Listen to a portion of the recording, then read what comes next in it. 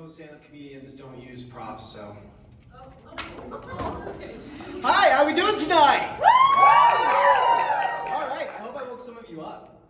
And for those of you still sleeping, nightmare, nightmare, nightmare, nightmare. So my name is Ethan Thomas. I am from Ketchikan, Alaska, and I have a question for the audience tonight. How many of us are taken or otherwise married tonight? Woo! Note to self, don't ask them out. So I'm single. I have been for a while. I like to think that it's because of my voice. Because I will be at a mixer or a party, and I'll see someone cute, and I'll be like, all right, I'm gonna go talk to them.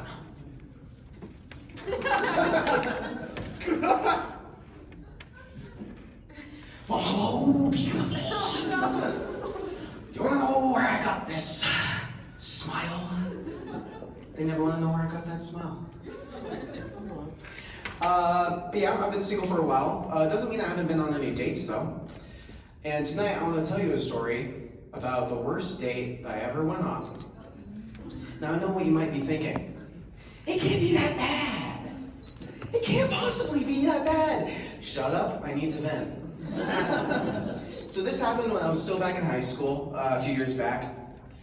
And I was infatuated with this girl. I don't want to say her real name on stage, so I'll use a pseudonym.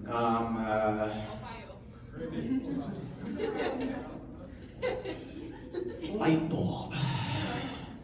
Her name was Lightbulb. I was just obsessed with Lightbulb. She was radiant, she was practically glowing. And me being me, I was like, okay, I'm gonna go ask her out. So I walk over and I'm like, hey, wanna go out sometime? And to my surprise, she said yes. I didn't expect to get that far. So I just went, cool. Just slowly backed out of the room. Thankfully, I had her number, so I was able to text her later and be like, so what do you want to do for the date? And she said she wanted to go to a movie, which is the equivalent of saying, hey, I like you, but I don't want to talk to you for 2.5 hours. But me, I was like, okay, great. This is a great first date idea. This will be fun. So I get my stuff ready for Friday, and when Friday rolls around, I drive my 1992 Subaru Outback to her house.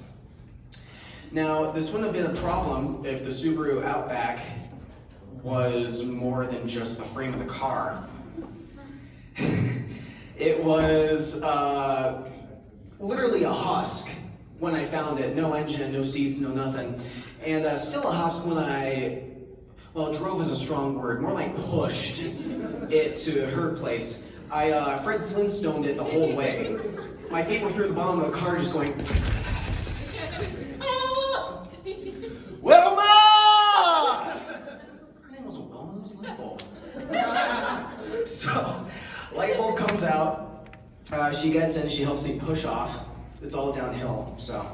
And we ended up at the movie theater. And at this point, I had forgotten to ask her what kind of movie she wanted to watch. So I was like, Lightbulb, I like you.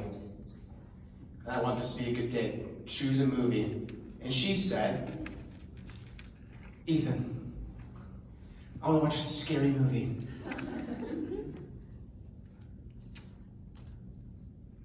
Now, I don't know if you know this, but I don't like scary movies.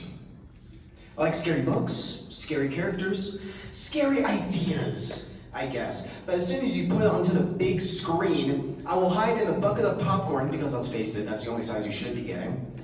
And I will stay there the whole movie just...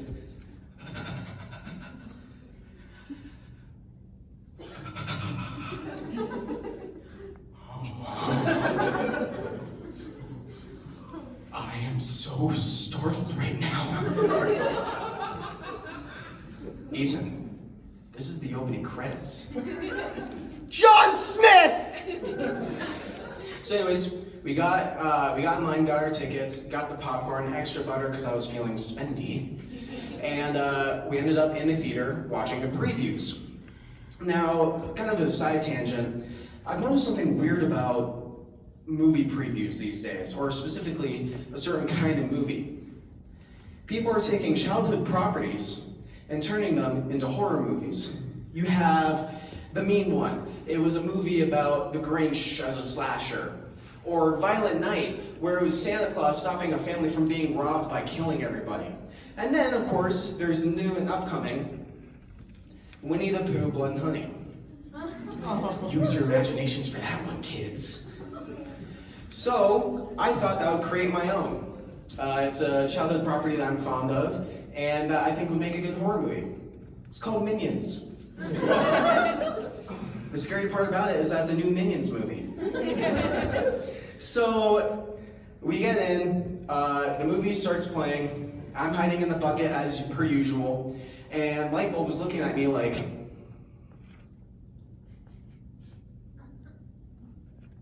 this is the part where you put your arm around me.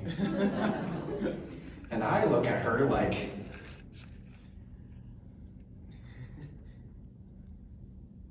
listen, Lightbulb. I am covered in the extra butter I spent. You don't want this. Needless to say, day ended a little early. We went back to her place. And on her doorstep, I was like, I had a good time tonight. And she's looking everywhere but me like, yeah, I'm having a great time.